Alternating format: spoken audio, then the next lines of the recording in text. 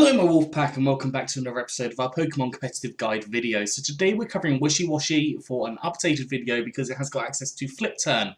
Now Wishiwashi I've already produced a set for, so if you check that out in the card in the top corner, this is from before the Isle of Armor and it goes through a couple of other different sets, particularly talking about maintaining your schooling form because that is something that can be quite important with Wishiwashi. I'm going to talk about other methods on how to do it in this one, but there are talking about like Resto Chesto sets or Rest Sleep Talk sets, which you can go with Wishiwashi, which is in that other video. So if you want to check that out, please do so.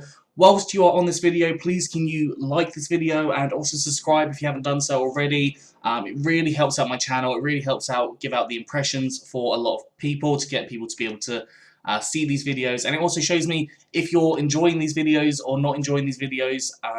And whether I need to change anything up.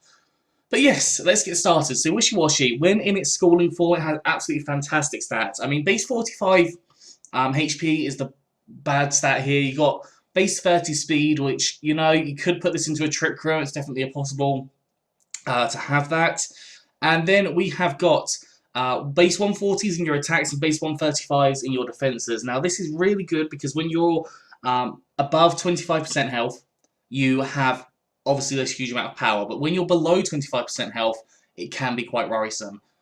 Now, talking about today's sets, it is always, I think always, would be a good idea to have a Wish user in the back to allow for you to heal up Wishiwashi when you come back in later on. Even if you're above 25% health, say that you're on about 40% health, it would definitely be beneficial to have a Wish user in the back to allow you to get Wishiwashi back to high health. So that Wish opportunity is definitely going to be beneficial for you. So you've got things like Clefable, Umbreon, any of the evolutions can work for you with Wish. And just there's a lot of Pokemon that use Wish. Just have a look up on like Bulbapedia or Cerebi and you'll be able to see a full list there. Now move-wise, or I'll talk about the item first. We've got Choice Band. Choice Band increases your attack by 1.5 times, obviously making you very, very, very powerful, meaning you can do a lot of damage. Now in Trick Room, obviously you'd be going first a lot of the time, and that would be able to do even more damage. Now on here, we've gone for Flip Turn, which is the new Isle of Armor move. This allows you to be able to get that one-off large amount of damage and get out, especially if you're in like a Trick Room scenario, before getting hit with anything, so you're not going to go down to low health, or if you are lower health, and they have outsped you, for example, if you're not in a Trick Room, you get that Flip Turn, you get out, you can get a Wish user, Wish, come back in, and then just do that damage again. And you can do the same thing with U-Turn if you want to, at least that's what my thinking is for this set. You've also got Earthquake. Now Earthquake hits things like Steel types, super effective damage, Rock types, Fire types, lots of different types. Get hit very nicely with Earthquake, and it's just a really good coverage move.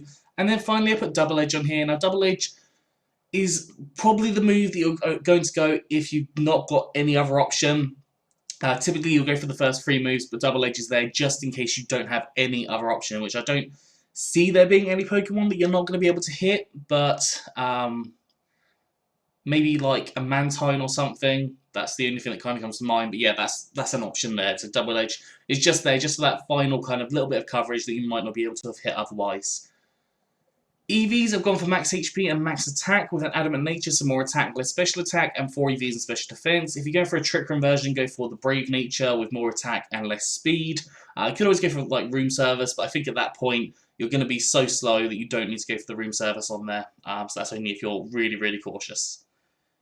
The second set we have is much more of a support set. So on here we have Scald is a good water type attack. It hits a variety of different Pokemon and also has the opportunity to burn Pokemon, 30% chance to burn. Now this can work really well against physical Pokemon. Obviously you have base 130 in your defense. I apologize, I think I said that was 135 earlier.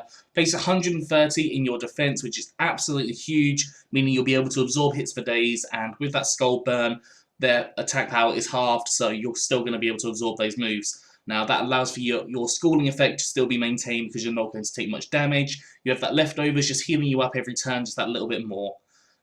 Next you have Ice Beam. This just hits a couple of different Pokemon. This will hit Grass types with super effective damage because they are obviously one of your biggest concerns here. Toxic, which is a transfer-only move, so you would have to transfer this from a previous generation, but Toxic can work really well on special attackers or any walls, for example, or anything that's going to try and set up on you because it really limits the amount that they can set up. Obviously, halving their attack power works very, very nice for physical mons, but this works for generic, like, special mons or weakness policy mons that might be mixed sweepers, for example. That Toxic allows for you to start racking up damage on them every turn, and whilst they're setting up, that's going to be building up more and more, and either they're not going to be able to set up enough and not have enough power to take you out, or they're going to set up fully and not have enough time to take out a variety of your teams. So Toxic can work very nicely there. Not to mention with like things like Chansey, which is quite a strong wall in this sense. Being able to Toxic that and start bringing it down can work very nicely. Now, schooling, when you are out schooling, you can always go for Endeavour, and that will bring down the HP of the opposing Pokemon to the same as your HP. So Endeavour can work really, really nicely here if you use it correctly. Now, I'm not saying that it will 100% be an amazing move, but that is my opinion on what you should use kind of if you get knocked out of schooling. Obviously, having that Wish user as a support Pokemon there, but if that gets knocked out, this gives you a little bit of a backup on there. EVs have gone for max HP and max defense with a bold nature, so more defense, less attack, and 4 EVs and special attack, boosting those two moves ever so slightly. You could always go for max HP, max special defense if you want to be more of a tanky set, because you've also got that Skull Burn possibility for physical Pokemon. It's entirely up to you what you decide to go for with this.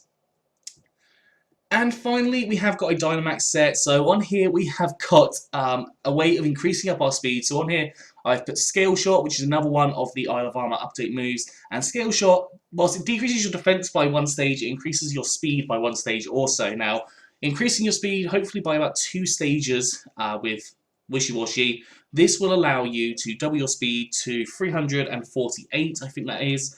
Obviously, that makes you faster than the majority of Pokemon.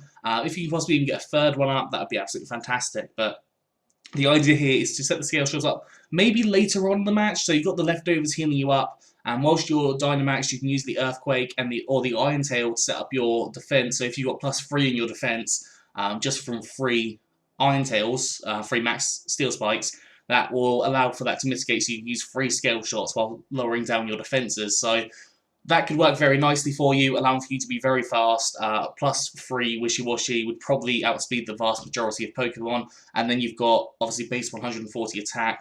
Then you've got Earthquake, Iron Tail, and Waterfall, which are all very good moves which you can use. And Scale Shot also as well can do damage to the Pokemon. It is a Dragon-type move, and it works just quite nicely. So I think Wishiwashi, whilst it's unconventional, this could definitely work quite nicely for you. Obviously, you don't have to go for the Scale Shot. You could always go for like the doubles Trick Room scenario and take Scale Shot off of here and go for something like Endeavour, as I said.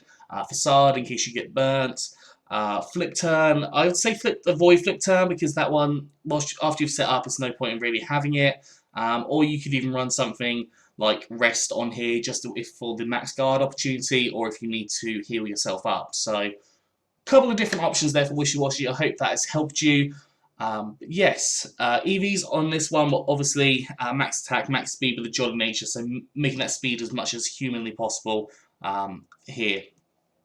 Bit of a gimmicky set, but I think it would potentially be able to be pulled off. Anyways, that is all for today, so I hope you've enjoyed this. If you have, please do like, subscribe, and comment. Let me know what you think down in the comment section below. Anyways, I'm out of here. So have a good one, and I'll see you soon.